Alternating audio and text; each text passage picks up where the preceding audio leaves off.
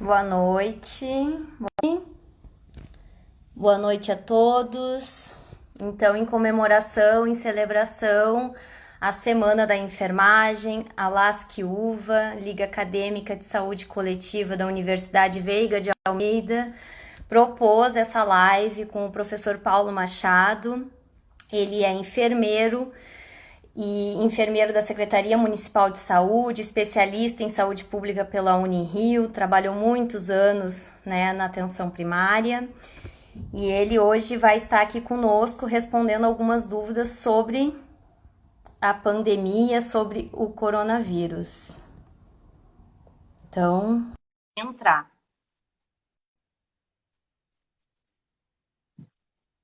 Estamos aguardando o professor aceitar. Aceitei, mas estava sem áudio. Agora Oi, professor, está conectando, boa noite. Boa noite. Ela está tão longe. Eu estou parado, congelado. Professor, o senhor está me ouvindo? O vídeo está... Eu estou te ouvindo, você está me ouvindo?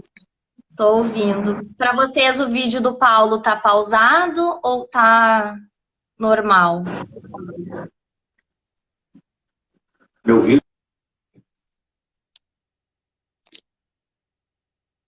Boa noite, gente. Sejam bem-vindos, então, à nossa live.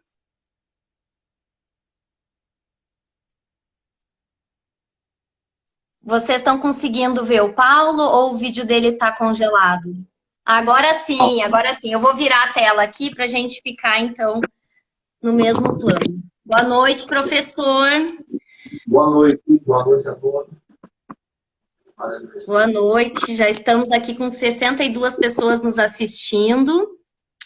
Está sendo um prazer imenso para a Liga Acadêmica poder falar sobre um assunto tão importante, onde a gente tem muitas informações desencontradas, né? Então, a ideia é que as pessoas mandem aqui as perguntas para a gente fazer um diálogo, fazer um debate, tirar as dúvidas. Ô, professor, o senhor consegue virar a câmera assim? A minha não está. Aí eu consigo ler melhor aqui as dúvidas. Isso, tá ótimo agora, tá perfeito. Professor, eu vou começar então a live aqui fazendo uma pergunta que foi enviada pelo nosso story no Instagram essa semana, pode ser? Pode ser. Então tá. Então, uma aluna aqui, seguidora da página da Liga, perguntou que ela gostaria de saber sobre o aumento da formação de coágulos em pacientes com Covid. Se essa informação ela é verdadeira, se tem alguma coisa que pode ser feita para evitar. Ok.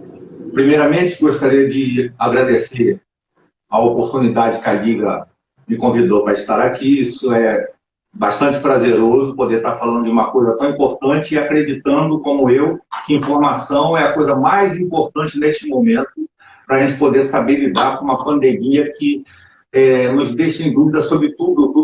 Ou seja, hoje nós só temos dúvidas e não temos respostas ainda. Então vamos lá. Para entender isso sobre os microcoágulos, a gente precisa entender primeiro um pouco, pelo menos, desse vírus. Esse vírus, ele entra pelas mucosas, ou pelo olho, ou nariz, ou então pela boca, e ele vai se aloja justamente na garganta, aonde ele tem a característica de umas coroas, ele tem várias lanças. É como se fosse isso daqui, ó, só que cheio de lanças. É como se fosse uma bola, uma coroa. Só que essas lanças, elas são pontiagudas, mas não são elas que penetram na célula humana.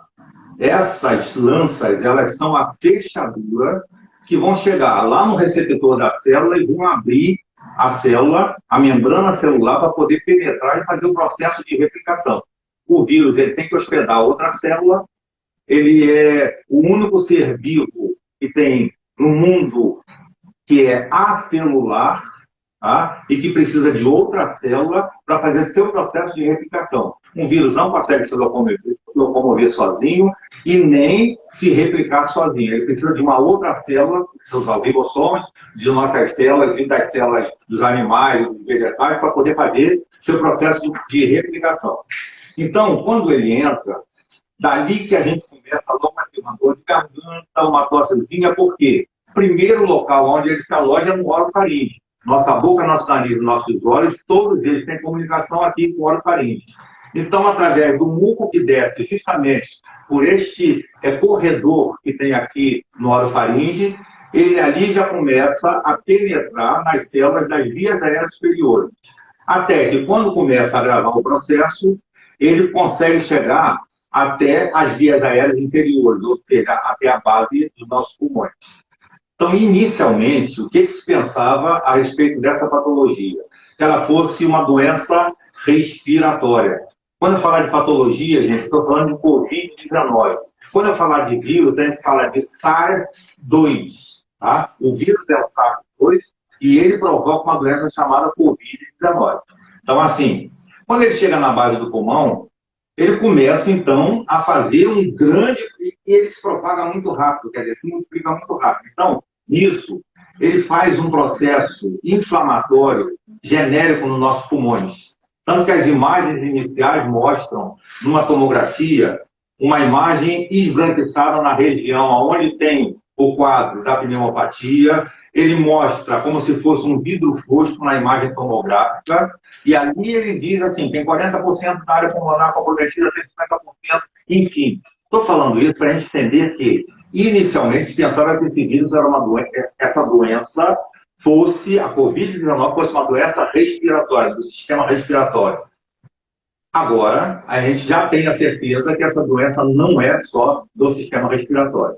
Exato. E aí, quando começaram a suspeitar que não era só do sistema respiratório, pensaram então que era do hematológico. Então, é uma doença hematológica, que também não é hematológica. Essa doença é uma doença sistêmica, ou seja, ela acomete todos os nossos órgãos nobres, coração, pulmões, fígado, rins, cérebro, ela vai acometendo todos os órgãos nobres. Então, com isto, o nosso sistema sistema imunológico, ele como se enlouquecesse de tanto trabalho, de tanta busca que ele tem para... É um vírus novo, então não tem anticorpo nenhum. Nós ainda não conseguimos reconhecer esse inimigo prontamente, né? Não teve ainda a reação primária para criar nossas imunoglobulinas IgM. Então, assim, ele tem dificuldade, o sistema imunológico, então, tem dificuldade para combater esse inimigo que é totalmente desconhecido. Por isso que nós todos somos suscetíveis a essa doença. Não há ninguém que não seja suscetível. Porque ninguém teve contato, ninguém tem anticorpo. Então, é um vírus que ele veio para nos igualar, seja pobre, seja rico, seja raça negra, seja o branco, socioeconomicamente abastado ou miserável, todo mundo é suscetível à aquisição desse vírus. Então, quando faz esse processo, então, enlouquecedor para o sistema imunológico começa a agredir nossas células até, pulmonares inicialmente, faz um grande processo inflamatório, esse processo inflamatório vai, através desse quadro sistêmico, ele vai para a área cardíaca, a gente faz uma miocardite, a gente faz inflamações nos nossos nervos. A miocardite seria a inflamação do tecido do coração. Do miocárdio, que é um músculo que tem aqui no nosso coração. Então, assim, o que acontece então? Esse processo todo faz com que o nosso sistema imunológico crie vários microcoágulos. Não é diferente de qualquer uma doença grave, qualquer uma doença crítica. Só que o que assusta, assim, como que se descobriu isso? Através das autópsias, né? Primeiro lá na China, nos países onde já começaram a fazer as autópsias. Então, assim, o que acontece então? Esses microcoágulos acabam formando tromboses. Então, se esses microcoágulos estão nos nossos membros inferiores, eles são a chamada TVP, trombose venosa profunda. Se eles estão nos nossos pulmões, ele aí é embolia pulmonar, é a nossa embolia pulmonar. Então, o que acontece então? Esses microcoágulos existentes, eles hoje estão provocando, já reconhecidamente, mortes em jovens por AVC. Tá? Eles estão fazendo lesões CRT. Esses trombos vão chegando até, não só nas veias, mas em todos os vasos. Então, até nas nossas artérias. Tá? Então, provocando o quê? Infarto agudo do miocárdio, né? Na área cardíaca, lá, quando pega uma artéria cardíaca, uma artéria coronária, etc., pode levar a um infarto agudo do miocárdio. Ele pode levar a um infartamento, um entupimento dos nossos alvéolos, provocando o quê, então? Quando os nossos alvéolos estão entupidos, automaticamente não vai acontecer a hematose, não vai acontecer a troca gasosa, então começa um processo de dificuldade respiratória. É aí que vem aquele quadro de dispneia da dificuldade respiratória. Porque nossos alvéolos não estão fazendo aquela troca gasosa, ou seja, CO2 para O2, para levar oxigênio para todo o nosso organismo. O paciente, às vezes, começa a apresentar cianose de extremidades, tanto nos membros superiores quanto nos membros inferiores. O cliente começa a fazer hipóxia, né? A hipóxia é a diminuição da oxigenação, até chegando num ponto que pode chegar a nível, uma pessoa de 41 anos, já foi constatada, a pessoa não faleceu. A pessoa teve que amputar a perna esquerda por conta justamente de um trombo arterial que veio para o membro inferior, perna esquerda, e essa pessoa teve que amputar essa perna. Ou seja, esse quadro é uma verdade, mas agora não é só um quadro hematológico, é um quadro sistêmico que a gente desconhece o porquê. Então, assim, quando se faz autópsia, a gente sabe que uma doença crítica, uma doença grave, ela provoca esses microcoágulos, a presença desses microcoágulos. Agora, a quantidade de microcoágulos que tem nesta doença, agora, na Covid, é assustadora. É algo assim, Professor, totalmente necessário. Então, ninguém ainda vai explicar o porquê disso, desse volume tão grande de microcoágulos. Fala. não, era realmente a pergunta da aluna aqui falando sobre a questão da formação de trombos, né? E aí aqui agora uma pessoa também perguntou algo relacionado, que o senhor estava falando da questão da hipóxia, né? Da diminuição de oxigênio no sangue. Então aqui a Amanda, ela perguntou, por que que muitos pacientes não estão tendo falta de ar e na tomografia mostra uma doença pulmonar importante, que entra naquela questão que estava sendo muito falada, da hipóxia silenciosa, né? A pessoa já está tendo a diminuição de oxigênio no sangue, mas não apresenta sintoma. Assim, no início, logo eu falei, ó, há muita dúvida e poucas respostas. Essa é uma coisa assustadora para todo mundo que está detectando isso. Isso foi detectado realmente, a hipóxia silenciosa, a pessoa não tem nenhum quadro respiratório, a pessoa está aqui normal, andando, e de repente, essa pessoa é aquela pessoa que quando chegar lá na unidade de saúde, ela já vai ser intubada, porque a saturação dela vai estar muito baixa. Saturação, deixa eu até explicar para todo mundo, e pode ser que alguém não saiba o que é. Sim, a gente tem profissionais que não são da saúde nos assistindo. Então, tá bom. Isso, muito obrigado, então. É o quê? O nível de oxigênio nosso baixa assustadoramente e isso aí vai provocar um quadro muito grave. Então, assim, a gente tem um aparelho chamado oxímetro de dedo, oxímetro de pulso, que é o que afere essa nossa oxigenação, ou seja, qual é o nível de oxigênio que nós temos.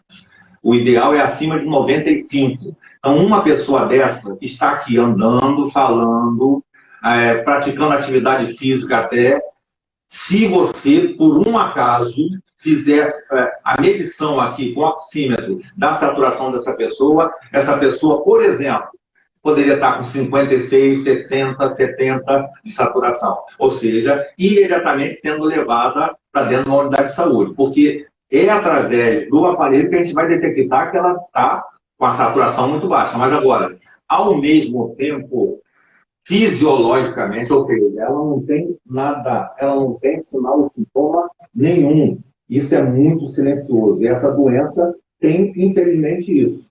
20% de nós vai ter um quadro mais agudo, mais grave, mas 80% tem quadros, inclusive, assintomáticos. Por isso que gera muita confusão. a pessoa não está sentindo nada, então não quer participar de nenhuma quarentena, não quer fazer isolamento, não quer fazer distanciamento social. Por quê? Porque ela não está acreditando que ela possa ser uma pessoa que vá levar este vírus para, ou seja, infectar a mãe, todos os familiares da casa dela ou no trabalho dela, inclusive.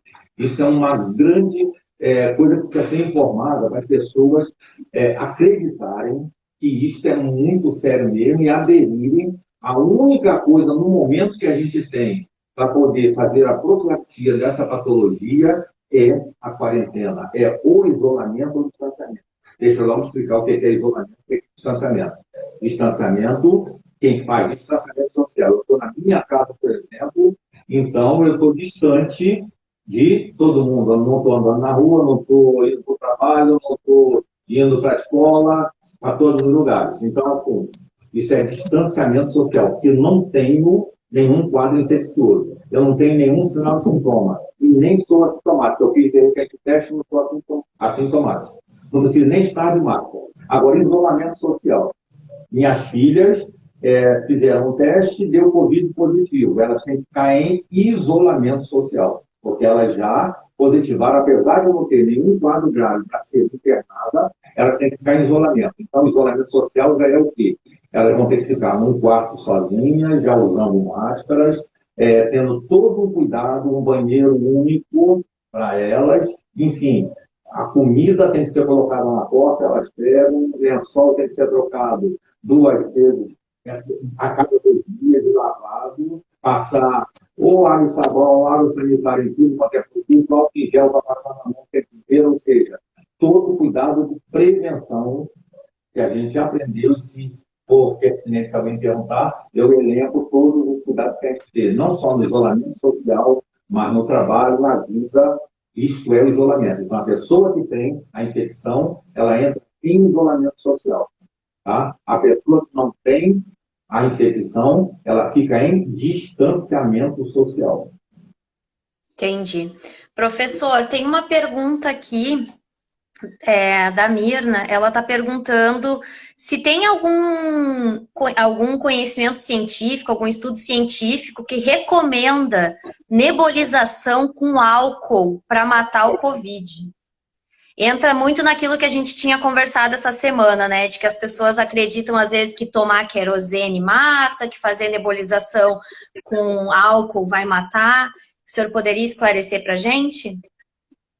Olha só, não há nenhum embasamento científico. Professor, o senhor consegue aproximar a câmera para a gente aumentar, para a gente conseguir ouvir o senhor melhor? O áudio está um pouquinho distante.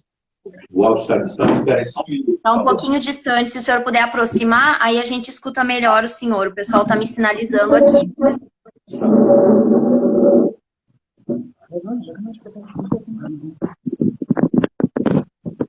Veja, além de eu ficar mais perto, olha só, agora estão vendo como é que eu sou bonito, mas vê se o senhor é lindo.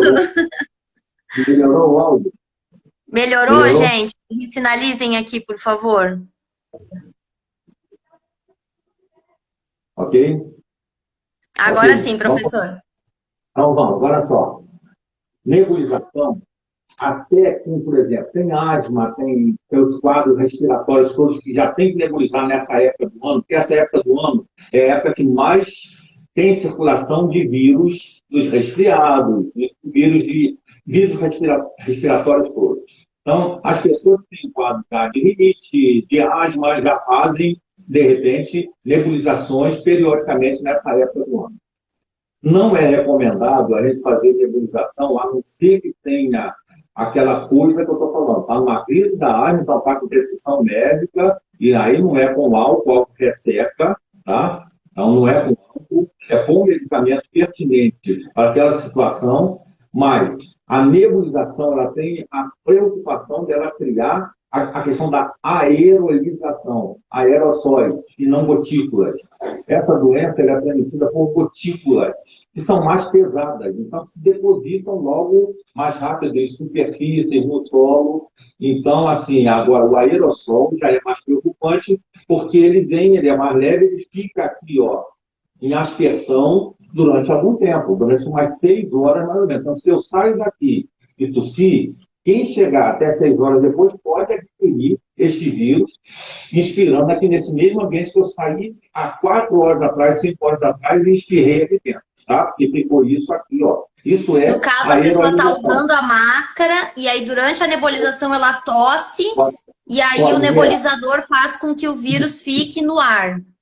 Isso pode gerar essa aerolização que pode ser gerada também na hora da parada cardiorrespiratória, na hora que a gente aspira um tubo orotraqueal no hospital, isso tudo gera aerolização. Então, assim, não há recomendação para quem não tem nenhuma necessidade que não seja o Covid de fazer a nebulização, tá? E tem que ter cuidado até porque, assim, saber que álcool é esse, qualquer negócio, porque o álcool vai fazer, inclusive, um processo de ressecamento de mucosas, e aí pode fazer alguns outros transtornos que não só a Covid, que é Pois aquilo que a gente se preocupa nesse momento. Esse monte de fake que tem, de toma isso, toma aquilo, faz isso, e muda, toma querosene, aquelas coisas assim, isso, na hora do pânico, a pessoa vai, acredita nessas coisas, o pânico acaba gerando isso, né? Olha, eu não tenho outra alternativa, eu vou virar um homem do circo, vou botar querosene na boca, falei, então, pode ter, falaram que o vírus não aguenta com calor, então eu vou fazer isso, entendeu? E acaba ou trazendo algumas iatrogenias, umas complicações, ou então morrendo até por conta disso, tá? Então a gente tem que ter muito cuidado com essas coisas. Vários medicamentos têm sido falados atualmente que servem, não sei se alguém vai perguntar isso, vou esperar, entendeu? Senão eu falo depois, que não tem nenhuma base, nenhum estudo que comprove que eles sejam eficazes, tá? Contra aos medicamentos. Desde que tem alguma coisa, já a gente aproveita e encaixa com essa fala sobre essas questões dos fakes. tá. Professor, tem uma outra pergunta aqui que é sobre a máscara de pano, a máscara caseira de pano. Se ela adianta. Se A sim, máscara também. qual a melhor maneira de fabricar? Se tem alguma recomendação da questão do tecido, né? E se é importante usar óculos junto com a máscara, né? Concomitante com a máscara. Primeira coisa, aqui está uma máscara, tá? Acho que a primeira coisa, o que eu tenho visto na rua, eu fui ao supermercado, eu fiquei assim, assustado com o que eu vi, tá? As pessoas botam uma máscara e acham que a máscara, por si só, ela vai dar conta de tudo. Então, primeira coisa é botar a máscara somente segurando aqui na parte elástica, você bota aqui.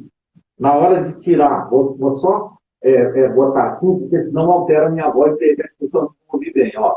Na hora de Tá. retirar, também se retira, pegando atrás do pavilhão auricular, puxando, ó, trazendo sem tocar em momento nenhum na máscara. A gente não pode tirar uma máscara segurando nela, ou então fazendo o tempo inteiro assim. O que mais a gente vê, inclusive, pessoas na televisão fazendo matéria, qualquer negócio, ajeitando máscara o tempo todo aqui, qualquer que seja a máscara. Tá? Então, primeiro cuidado é esse. Segundo cuidado é, essa máscara, na rua que eu vi, a máscara era branca, a máscara ela está preta. Ou seja, de repente a pessoa está pensando que é a máscara para usar a quarentena inteira, a mesma máscara. A gente tem que lavar essa máscara com água e sabão. A gente tem que depois passar a ferro essa máquina. Essa máscara, passar a ferro dela. Tá? A outra coisa que eu vi também é pessoas que vão com máscara pendurada aqui, e eu, inclusive, como profissional de saúde, abordei uma pessoa e falei, senhor, por que o senhor está com a máscara aí? Ele disse, porque se alguém falar alguma coisa, aí eu pego e boto a máscara. Aí eu fui explicar para ele tudo. Ainda vez cheio de grosseria para cima de mim, entendeu? Porque, como ele disse, quem é obrigado, ou seja, as pessoas estão usando porque alguém disse que é obrigado, que eu não vou entrar no mercado, que eu não vou andar na rua, que eu não vou fazer um monte de coisas que eu tenho que fazer. E não porque estão conscientes da importância do uso da máscara. Tá? Então, assim, a máscara de pano, ela veio para suprir a carência que se tem da máscara, que é para o profissional de saúde, a máscara cirúrgica. Tá? Então, assim, se criou essa estratégia. Professor, só para esclarecer, a máscara cirúrgica é aquela que as pessoas usam no hospital, que é utilizada pelos profissionais de saúde, aquela que tem na cor Isso, branca, azul, isso. verde. E parece até TNT, Isso, certo? Azul, branca, verde, aquelas que o pessoal aparece na matéria dentro do hospital, a enfermeira aparece no hospital. Até isso. aquela máscara tem que ser usada somente por 2 horas, desde que usada adequadamente. A máscara, a partir do momento que ela está úmida, ela perde totalmente a eficácia dela. Então, quando eu fico num tempo de calor, ajeitando aqui, secando aqui, ou botando a mão para coçar o nariz, essa máscara já tem que ser trocada. A máscara cirúrgica ela é descartável. Tem que ser jogada fora após 2 horas e trocada. Essa máscara aqui, após 2 horas, a gente tem que lavar com água e sabão, como eu falei. E por isso que a gente tem que ter mais do que uma máscara de pano dentro de casa. Idealmente, essa máscara tem que ser de algodão. O tecido ideal é algodão. Não dá para usar uma E de preferência um tecido duplo, professor? tecido duplo, para bloquear mais ainda a passagem do micro-organismo. Porque micro-organismo é uma coisa que a gente vê no microscópio, imagina. Daqui a pouco as pessoas vão querer ver, vão ver barata, querer ver o vírus. Né? A gente não vê. É um micro-organismo. Então, assim, o que eu estou vendo aí, que virou uma coisa escalonada, é máscaras feitas com tecido sintético, que a gente faz camisas, às vezes, para a escola de samba, no carnaval, um tecido que, inclusive, o pessoal faz academia, que você Sim. sua, aquele negócio fica esquisito, assim, estão fazendo com aquelas máscaras. A gente tem tudo quanto é tipo de máscara já. Tem máscara com uma boquinha, tem máscara com o escudo dos clubes, tem máscara Tem. com desenhozinho, tem máscara de tudo quanto é jeito. Então, o que é importante é a pessoa saber que o maior veículo de transmissão é isto daqui. Ó. E nós somos uma geração que somos, vamos dizer assim, acomodados. Nós somos sedentários por si só. A geração de crianças de hoje em dia é uma geração de videogame, é uma geração que fica em casa na televisão o tempo inteiro. Inclusive, falando até uma coisa que não é do coronavírus, mas assim, e que senta, não para navegar, senta para as costas. As pessoas sentam, por exemplo, para ver televisão. O videogame sentam assim, ó, vai arriando, e daqui a pouco, no futuro, vai ter escoliose, lordose, então é pertinente também a gente falar sobre isso, apesar de não estar ligado com o coronavírus.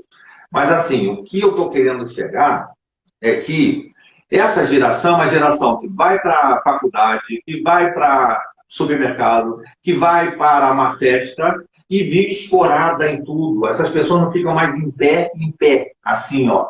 Fica segurando numa mureta para se escorar, ou então escorando Sempre na com outra imposto. pessoa. E aí, esta mãozinha aqui, ó, que é o maior veículo, está sendo infectada. Vou falar então de como que a gente se infecta, como que é a transmissão desse vírus. Sou eu falando a menos de 1 metro com uma pessoa, falando, tossindo, espirrando. Isso é a transmissão que a gente chama de direta. Eu vou tossir, a pessoa que está a menos de 1 metro inspirou, pode se infectar. Não estou falando que se infectou, pode se infectar. São várias as condições aí que podem alterar isso. Por exemplo, o sistema imunológico estando preservado, de repente ela não vai se infectar. Tá? E a outra condição é a mesma tosse, mesmo espirro, a mesma fala que eu fiz, depositou aqui nesta mesa, por exemplo. Eu venho com Essa minha era mão... uma das perguntas de um telespectador aqui, da Renata Reis. Ela perguntou, né, da questão do vírus na superfície, quanto tempo ele fica, se isso é verdade. Vou falar então, que beleza. Olha só, então assim, ó, eu botei minha mão aqui.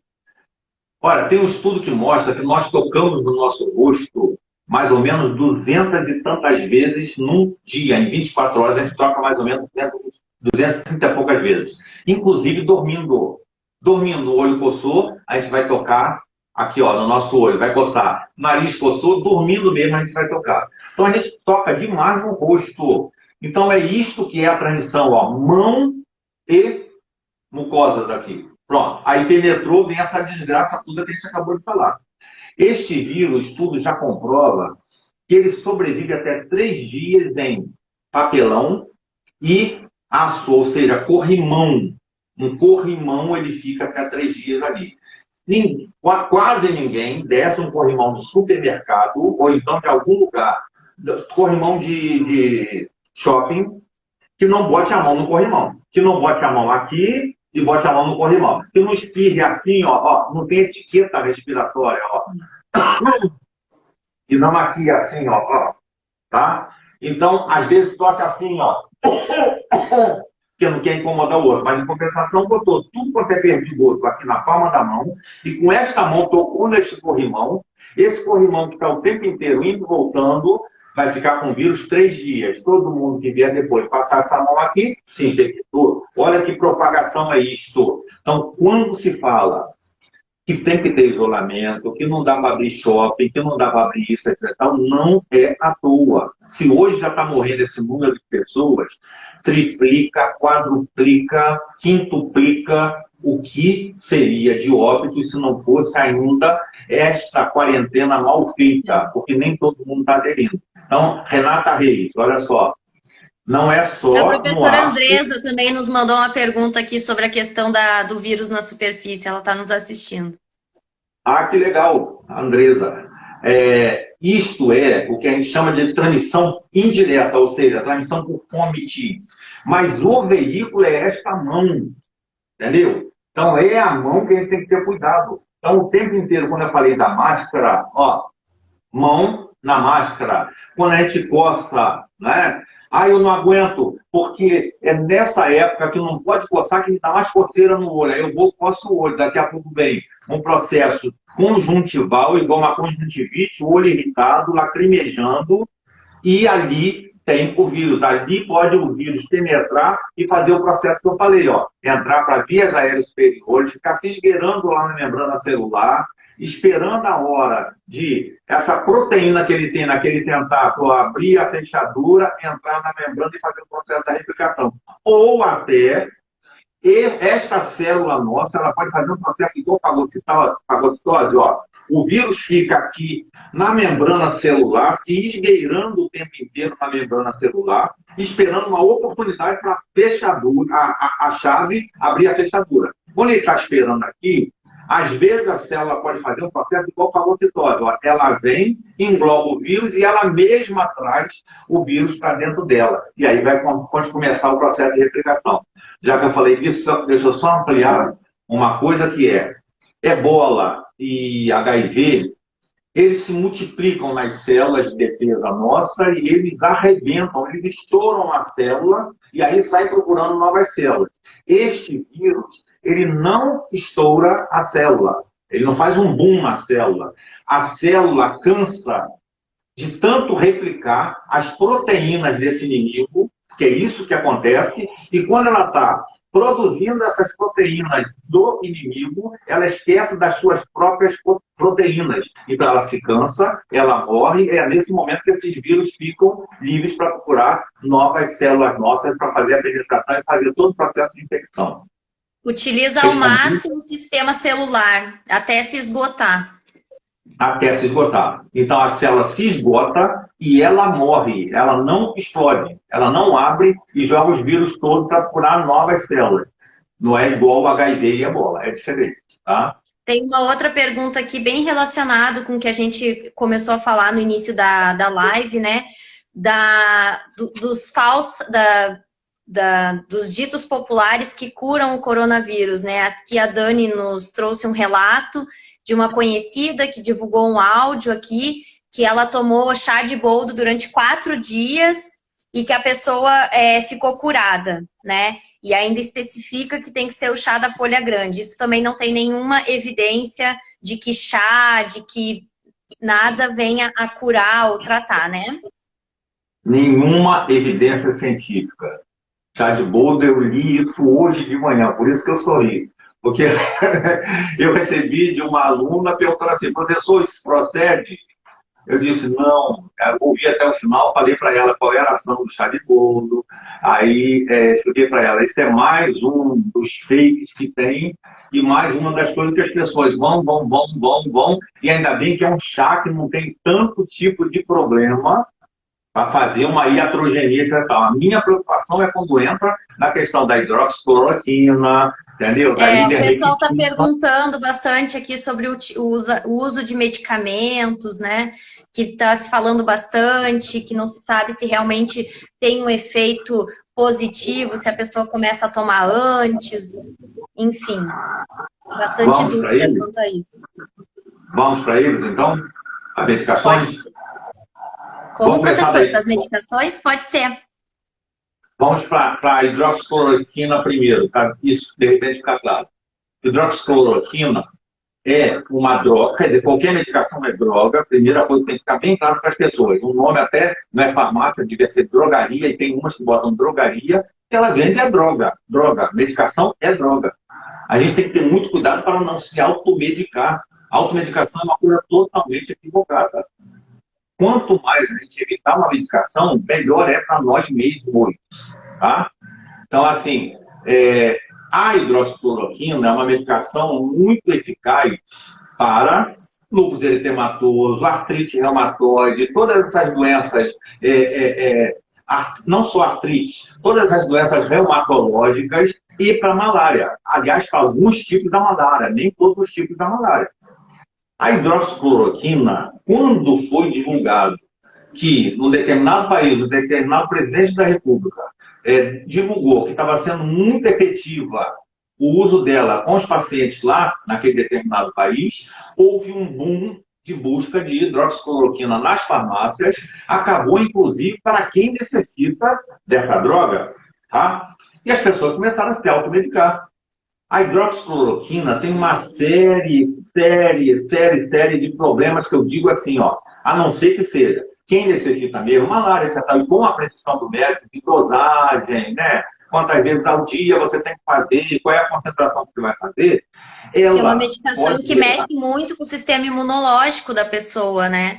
E ela tem bastante efeitos colaterais. Sim, mas olha só, uma das coisas mais graves dela, ela dá uma baita de uma arritmia. A arritmia, gente, é o coração pulsando, muito mais taquicardia e, além disso, fora do ritmo. O coração está batendo e aqui na bateria está batendo errado. Então, a bateria desandou na escola de samba, entendeu? Então, assim, quem é que poderia estar usando hidroxicloroquina e foi usado? Não se criou nenhum protocolo efetivo, mas assim, começaram a adotar como experiência o uso de hidroxicloroquina, de vermectina e de várias outras medicações. O Fábio até perguntou aqui, falando sobre a questão da ivermectina também, se tem realmente alguma eficácia. A ivermectina, deixa eu logo falar então. Ela é uma medicação que é para parasitas. Então, é piolho, escabiose para aquela sarna. É uma medicação que é feita para isso. E ela é tão tóxica que ela é dada somente um comprimido. Se a criança tem piolho, por exemplo, a pediatra vai passar um comprimido só para essa criança. Não vai ser assim, ó, uma hoje, outra amanhã e tal. As pessoas, quando se automedicam, com o medo que estão, elas estão fazendo uma loucura na automedicação. Tá? Não tem um profissional médico prescrevendo ali e indicando, olha só, você tem indicação, não tem indicação. Então não é para qualquer um fazer. Então, as pessoas não têm nem sinal de sintoma, nem fizeram testagem, nem sabem se tem infecção pelo Covid e estão fazendo uso, porque se um dia esse vírus me pegar, eu já estou protegida. Não é assim. Ele não vai criar uma capa de Batman em você e te proteger, não.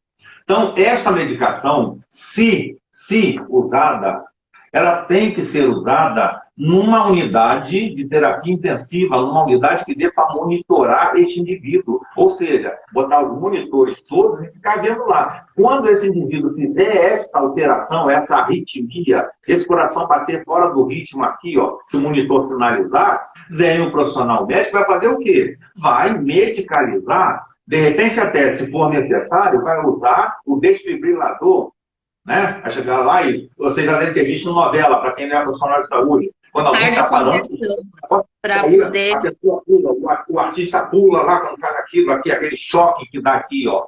Tá? Então, assim, é somente para quem está internado e monitorado. A medicação faz uma baita de uma operação cardíaca. Então, tem gente que vai morrer. Ah, coitado, infartou? Ele não infartou. Ele infartou sim, mas agora por conta do uso inadequado de uma droga, da hidroxicloroquina. Eu não estou falando para cobrar ninguém, é para todo mundo. Aqui, quando a gente está falando, dando informação, é baseado no seguinte, para todo mundo alertar que o bicho é mais feio do que a gente imaginava. Todo mundo imaginava assim, olha só, não vai matar contra a gente, não vai chegar no Brasil, tem direto da China para cá. Agora está se vendo que a letalidade está maior do que se esperava, várias coisas estão maiores do que se esperava. Então tem que ter muito zelo, muito cuidado. Então não existe etapa certa para entrar com hidroxicloroquina, para entrar com ivermectina e entrar com essas drogas todas. Então, quando está falando de droga também, tem uma droga também que está sendo muito usada, que é antibiótico, né? Então, assim... Antibiótico, e eu até li o pessoal falando do Anita, que acho que o pessoal estava comentando, aí diz, é uma medicação fácil de comprar.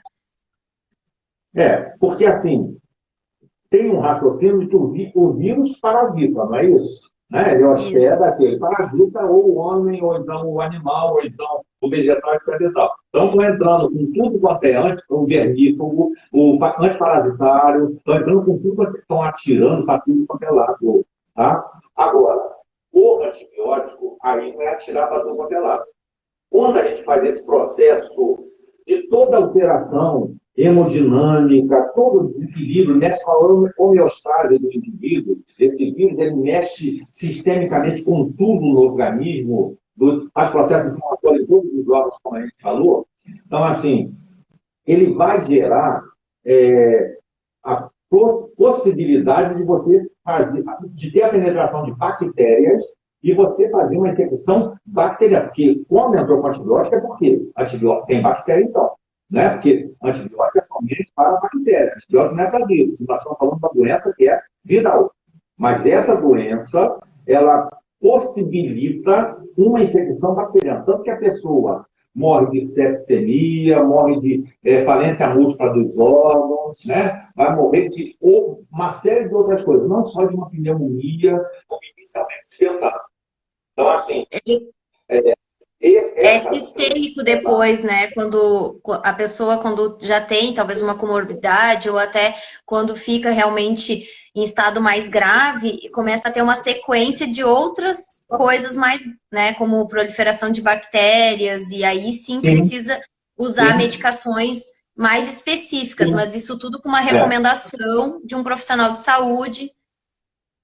A única coisa que eu estou querendo não é questionar, é alertar, é que assim, a gente entra com azitromicina, com rifampicina, seja lá com que droga for, é preciso pensar na possibilidade de fazer um antibiograma antes de entrar com antibiótico, tá?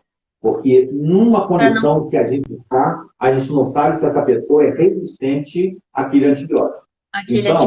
Para não perder tempo, porque o Covid não nos permite esperar, é essencial, a meu ver, que um antibiograma não seria excesso de zelo, seria uma coisa altamente adequada para a gente ver se essa pessoa não está resistente a esse tipo de droga aqui. Se tiver, vou entrar com outro antibiótico que seja eficaz também para pneumopatias, para quadros respiratórios, etc., como a azitromicina é, entendeu? Então, eu acho que é pertinente a gente alertar que automedicação jamais, nem pensar, tá? E agora, parece que estão pedindo, inclusive, consentimento das famílias para o uso da cloroquina. No início não estavam pedindo, e agora estão pedindo. E por conta daquela coisa que eu falei, dos microcoágulos, está se usando Clexane, a heparina, né?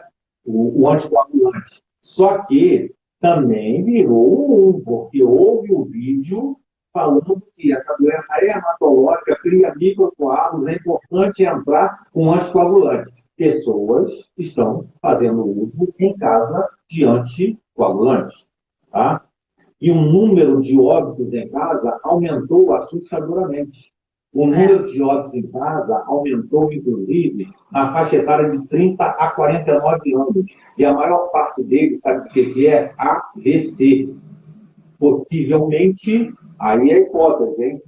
possivelmente a pessoa sentiu uma dor de cabeça aguda, etc e tal, mas tem medo de ir para o hospital, você vamos falar o quê? Não vá na UPA, Não não vá. vá no hospital, porque lá está cheio de vírus e você vai pegar. Então, inclusive, quando a gente fala de alguns protocolos, isso até ratifica esta fala que eu estou dizendo, porque quando a gente fala assim, olha só, se você só tem uma síndrome gripal, só está com resfriadinho, etc e tal, fique em casa. Só vá para o hospital quando você tiver o quadro respiratório, a dispneia, a falta de ar. Só vá quando tiver isso. Tanto que só se testa também quando a pessoa tem um quadro respiratório.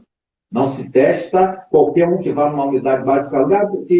Eu estou com uma febre, estou com isso, estou com aquilo, etc. Blá, blá, blá. Não, se testa a pessoa. Somente aqueles que estão graves, graves, graves, graves, graves. Então, quando tem essa fala, uma pessoa leiga entende que, olha, tem muito risco dentro do hospital, eu não vou para o hospital. E aí morre dentro de casa numa coisa que talvez desse tempo de salvar uma pessoa dessa. Tá? Exato, É que uma o coisa que eu pessoal tá preciso até com. falar, Miriam, uma coisa que Oi. eu preciso falar, que é assim, que a gente tem que atentar para a coisa de alguns sinais e sintomas. A Covid-19, ela Importante. veio para escrever uma baita de uma história, ensinar muito para a gente. Tá?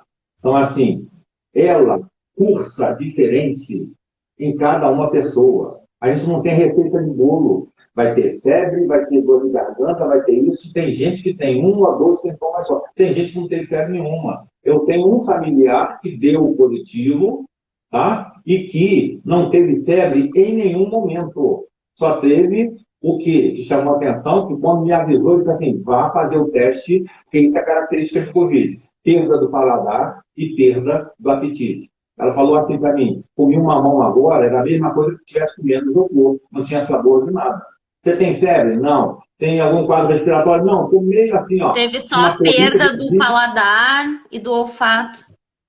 Ou seja, ela não tinha, olha só, nem dispneia, nem um quadro respiratório, só tinha poucos sinais e sintomas. E deu Covid positivo. Então, assim, Teve também essa semana um caso que foi divulgado, né, de uma pessoa que apresentava sinais de conjuntivite. E aí foi feito o teste, ela deu positivo, né? Mas ela não tinha nenhum outro sintoma, nem respiratório, nem febre, nada. Ela só tinha realmente uma infecção, uma irritação ali, um vermelhidão nos olhos. isso. Então Então, é uma assim, doença que ela tem multifaces, né? multi, cada um ela elege de uma forma diferente. A gente não entende por que uma pessoa de 101 anos saiu, né? Uhum. Internou, saiu bem, etc.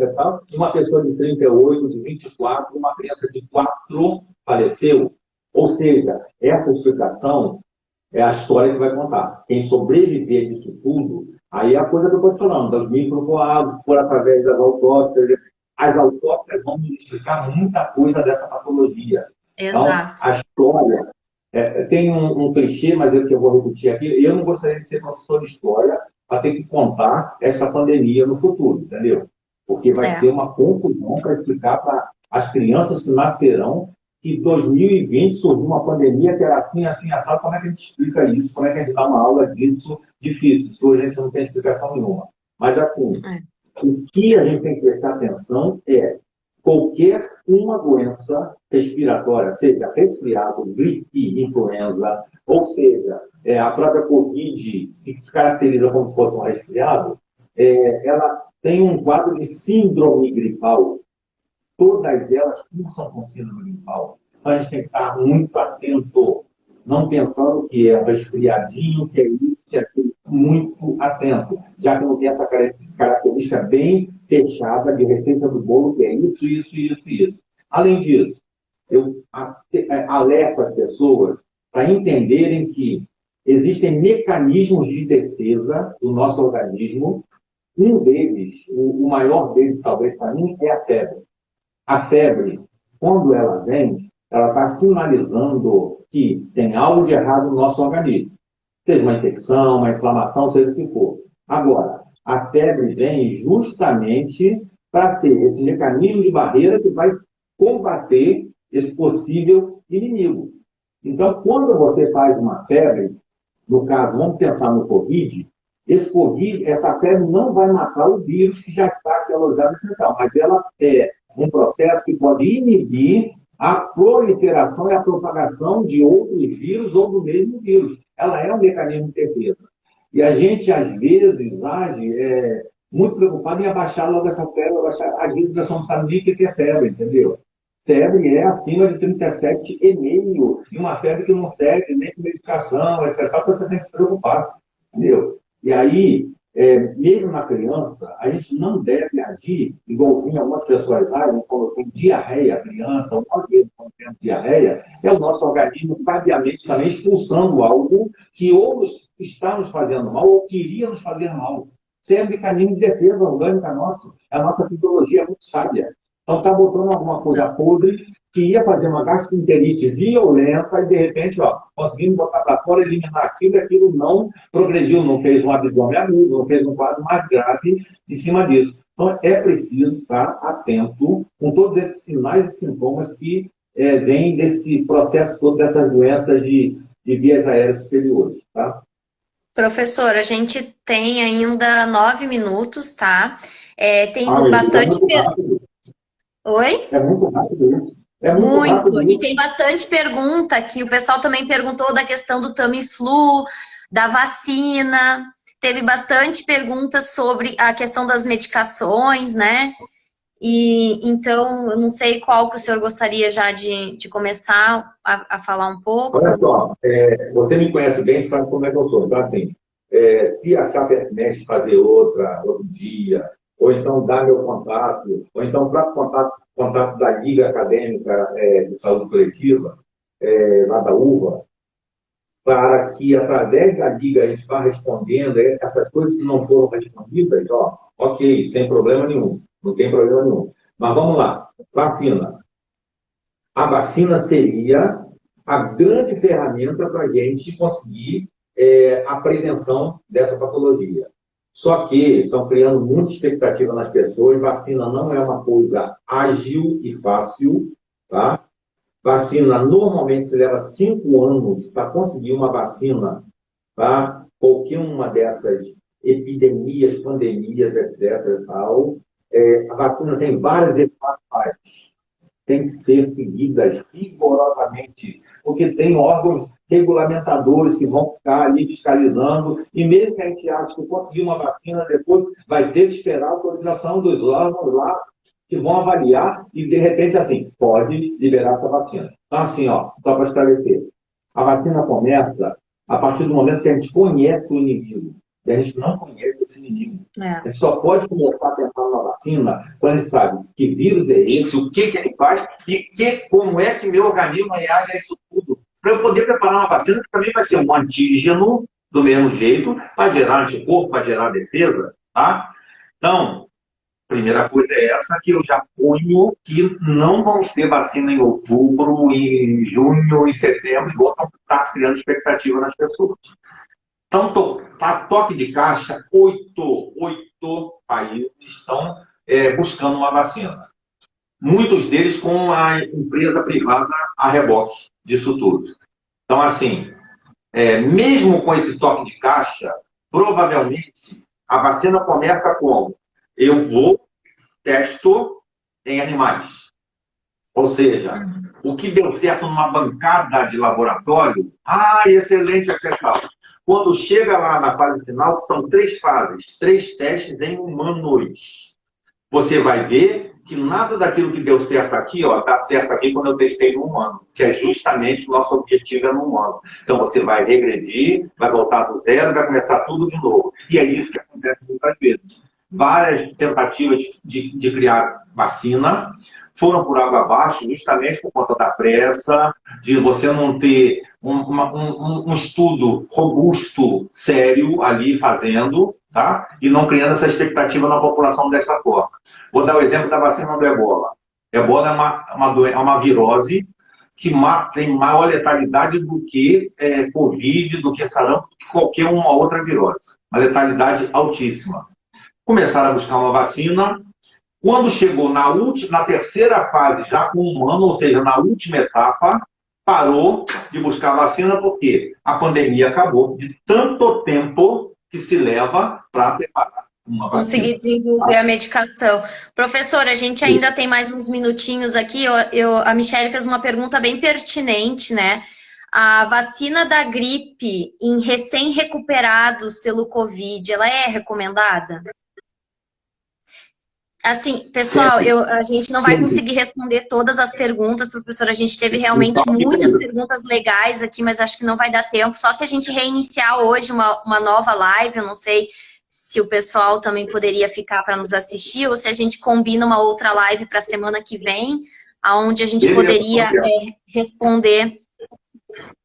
Vou trazer a família toda de novo. Olha só, a vacina da gripe sempre é benéfica, em qualquer condição, em qualquer patologia. Quem é HIV positivo toma, porque essa vacina é uma vacina de vírus morto.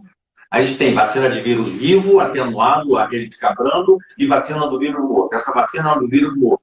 Essa vacina jamais poderia trazer a gripe para uma pessoa que toma uma vacina da gripe.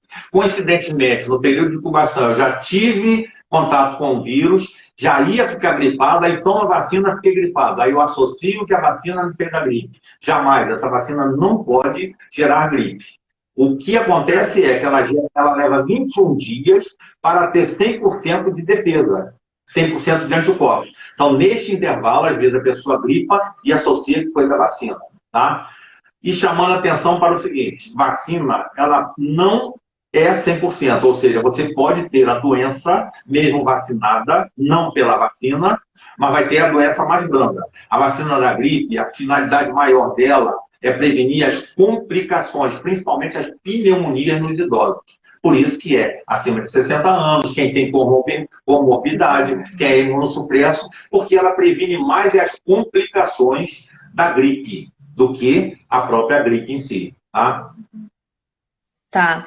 Professor, eu não sei se eu devo fazer mais alguma pergunta. O pessoal já está subindo aqui, hashtag Paulo parte 2. O pessoal já quer outra live com o senhor. Estão dizendo aqui que é live de 6 tempos para poder falar sobre todos os assuntos. Então deixa eu me despedir, pelo menos, né? Porque eu, quando entrei, praticamente não me apresentei. Eu sou Paulo Roberto Ferreira. A gente começou muito rápido, é verdade, professor. Eu estava dando problema no celular, e ficava no tempo também. Sou Paulo Roberto Ferreira Machado, sou professor da Universidade Veiga de Almeida, do curso de graduação de enfermagem. Eu fico muito orgulhoso dessa LASC, a Liga Acadêmica de Saúde Coletiva, está fazendo o seu primeiro evento. A Liga foi criada em dezembro, gente. Então, assim, o primeiro evento seria em março, Saúde da Mulher. Não deu para acontecer. A gente já estava mobilizado com tudo pronto, então não aconteceu por conta da pandemia. E agora aconteceu de forma virtual. Nossa, que legal que estamos aqui. Temos mais ou menos 1 ou 2 minutos ainda, tá bom? 1 minuto. Agradecer o Anderson, Milena, Michele, Rodrigo, Rayane, Eunice, as pessoas que compõem a Liga Acadêmica de Saúde Coletiva por terem me convidado. Paulo Machado, hashtag 2. Hashtag parte 2. Gente, a gente gostaria de agradecer imensamente a audiência de todos. Foi muito legal aqui a interação. Vimos que as pessoas têm bastante dúvidas. A gente vai se organizar para fazer uma nova live. Muito obrigada pela audiência. A gente vai programar um novo encontro aqui com o professor.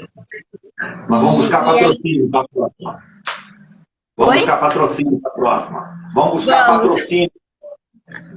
Então tá, professor. Vamos tentar no YouTube também. Vamos, isso. Gente, para a próxima live, a gente vai tentar fazer pelo YouTube, onde a gente teria um pouco mais de tempo, porque aqui a gente só tem 59 minutos, tá bom? Mas aí a gente vai divulgando lá pelo Instagram e pelo Facebook da Liga. Muito obrigada a todos. Obrigado a todos. Beijo virtual e abraço virtual. Um beijo, professor. Muito obrigada, gente. Boa noite. Obrigado à minha família que está aqui. A gente viu aí o autorretrato lindo. Obrigada a todos. Aqui a gente está com a professora Andresa, estamos com o professor Vladimir nos assistindo. Andresa é um amado, Vladimir é um amado. Muito obrigado por estarem aí. Gente,